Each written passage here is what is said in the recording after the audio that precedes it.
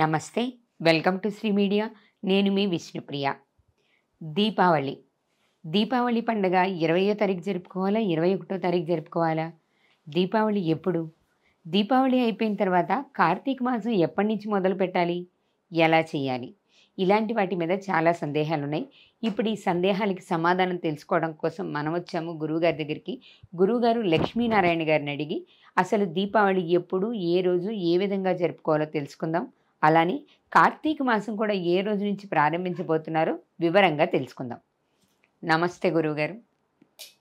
మంచి మాట, అందరూ తెలుసుకోవాల్సింది. ఎందుకంటే ఒకటి, కొన్ని తిథులు సూర్యోదయంతో ప్రారంభమైన తిథులతో పండుగలు చేసేవి కొన్ని ఉన్నాయి. రాత్రి గల టైంలో చేసే పండుగలు కొన్ని ఉన్నాయి. నరక చతుర్దశి అనేది సూర్యోదయంతో ప్రారంభమైనప్పుడు చతుర్దశి ఉంటే అది నరక చతుర్దశి. రాత్రి గల చతుర్దశి మాత్రం నరక చతుర్దశి కాదు. అంటే 20వ తారీఖు సోమవారం, అంతే కదా. 20వ తారీఖు సోమవారం ఉదయం పూట నరక చతుర్దశి. మధ్యాహ్నం నుంచి అమావాస్య వచ్చింది. రాత్రి గల అమావాస్య దీపావళి అమావాస్య. కాబట్టి నరక చతుర్దశి దీపావళి రెండు కూడా 20వ తారీఖు అవుతుంది. తర్వాత మంగళవారం రోజు మళ్ళీ 21వ తారీఖు, దాదాపు మధ్యాహ్నం దాకా అమావాస్య ఉన్నది. కాబట్టి కార్తీక మాసం ప్రారంభం కావాలంటే పాడ్యమి తిథి తెల్లవారుజామున ఉండాలి. తెల్లవారుజామున పాడ్యమి ఎప్పుడు ఉన్నది అంటే 22వ తారీఖు బుధవారం రోజు కార్తీక మాసం. బాగా గుర్తుపెట్టుకోవాలి. 20వ తారీఖు ఉదయం పూట నరక చతుర్దశి, రాత్రి దీపావళి. ఒక్కోసారి ఏమవుతుంది, ముందు రోజు ఉదయం పూట చతుర్దశి ఉండుంటే నరక చతుర్దశి, మరి రాత్రితో చతుర్దశి అయిపోతే మరుసటి రోజు దీపావళి అయ్యేది. ఇప్పుడు అట్లా రాలే. ఉదయం పూట చతుర్దశి ఉంది కాబట్టి నరక చతుర్దశి 20వ తారీఖే. దీపావళి కూడా 20వ తారీఖు, రాత్రి గల అమావాస్య. అయితే ఈ అమావాస్య 21వ తారీఖు కూడా ఉంది కాబట్టి 21వ తారీఖు కార్తీక మాసం ప్రారంభం కాలేదు. 22వ తారీఖు మాత్రం కార్తీక మాసం ప్రారంభం. ఇది దీపావళి కార్తీక మాసం ప్రారంభం. ఇది విధానం. 21వ తారీఖు దీపావళి జరుపుకోకూడదా గురువుగారు? చేసుకోకూడదు. రాత్రి కలిగిందే దీపావళి. ఎందుకంటే నరకాసురుడిని అమ్మవారు సంహరించింది. అప్పటిదాకా కూడా ఆ రాక్షసుడి దెబ్బకి భయపడి దీపం అంటూ వెలిగించుకోకుండా మనుషులు కనపడకుండా దాక్కున్నారు. అటువంటి రాక్షసుడు పోయిన తర్వాత దీపం వెలిగించుకున్నారు. ఎక్కడెక్కడ దీపాలు వెలిగించారు. ఎప్పుడు కూడా ఆనందం కలిగినప్పుడు దీపం. అయితే దీనికి ఈ దీపం వెలిగించే విధానం ఏమిటో ఒకటి మనం చెప్పుకోవాలి. ఏమిటి అంటే, మరి ఒక నక్షత్రం ఉంది.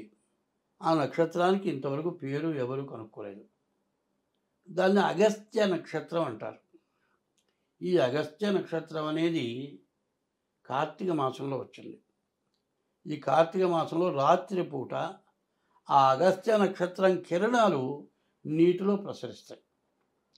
ఆ నీటిలో ప్రసరించిన తర్వాత ముందుగా ఎవరైతే నీటిలో స్నానం చేస్తారో వాళ్ళకి చిత్తశుద్ధి కలుగుతుంది. చిత్తశుద్ధి కలిగితే దైవం యందు మనస్సు కలుగుతుంది. దానికోసమని ఆ చిత్తశుద్ధి కలగటం కోసం తెల్లవారుజామున స్నానం చేసి దీపారాధన చేయాలి. ఈ దీపారాధన కూడా ఇప్పుడు బ్రహ్మ, విష్ణు, మహేశ్వరులు ముగ్గురు ఉన్నారు.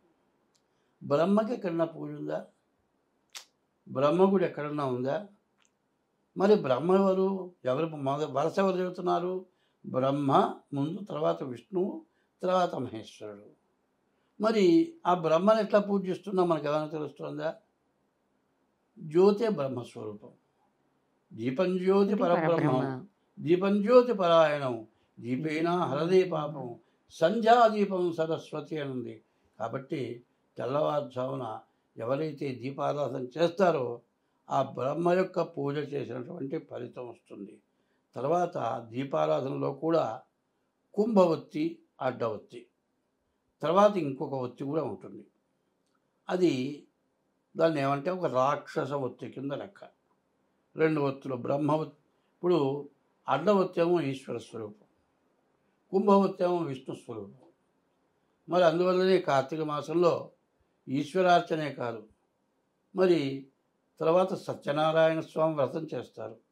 అదే కాదు, కార్తీక శుద్ధ ఏకాదశి రోజున, ఆషాఢ శుద్ధ ఏకాదశి తొలి ఏకాదశి రోజున విష్ణుమూర్తి పాలసముద్రంలో యోగ నిద్రకి వెళ్తాడు. ఆయన కార్తీక శుద్ధ ఏకాదశి రోజున తులసి వనంలోకి వస్తాడు. కాబట్టి తులసి వనంలో మరి ఉసిరిగ చెట్టు పెట్టుకొని తులసి ధాత్రి సహిత లక్ష్మీనారాయణ స్వామి పూజ, శివకేశవుల ఇద్దరి పూజ కూడా కార్తీక మాసంతో ప్రారంభమవుతుంది. అట్లాగే కార్తీక శుద్ధ ద్వాదశి రోజున క్షీరాబ్ది వ్రతం, ఏకాదశి ఏమో విష్ణుమూర్తి తులసి వనంలోకి వస్తాడు, ద్వాదశి రోజున క్షీరాబ్ది వ్రతం చేస్తారు. కార్తీక పౌర్ణమి రోజున కూడా క్షీరాబ్ది వ్రతం చేస్తారు. ఎవరైతే జీవితంలో పోని వ్యాధులు ఎవరికైతే ఉంటాయో వాళ్ళు పౌర్ణమి రోజు పగలల్లా ఉపవాసం ఉండి, రాత్రి కూడా ఉపవాసం ఉండి, ఆవు పాలు తీసుకొచ్చి రాత్రిపూట చంద్రోదయానికి ముందే బయట పెట్టి ఆ చంద్ర కిరణాలు, అగస్త్య నక్షత్ర కిరణాలు ఆ పాలల్లో పడతాయి. ఆ పాలు తెల్లవారుజామున లేచి పాతిమొహం కడుక్కొని స్నానం చేసి ఆ పాలు ఎవరైతే తాగుతారో పరమ మూర్ఘత్వం ఉన్న వాళ్ళైనా కూడా జ్ఞానం కలుగుతుంది. మరి విపరీతమైన వ్యాధులు ఉన్న వాళ్ళకు కూడా వ్యాధులు పోతాయని పూర్వం చెప్పారు. కార్తీక మాసం దీపావళి వృత్తాంతం చెప్పాము.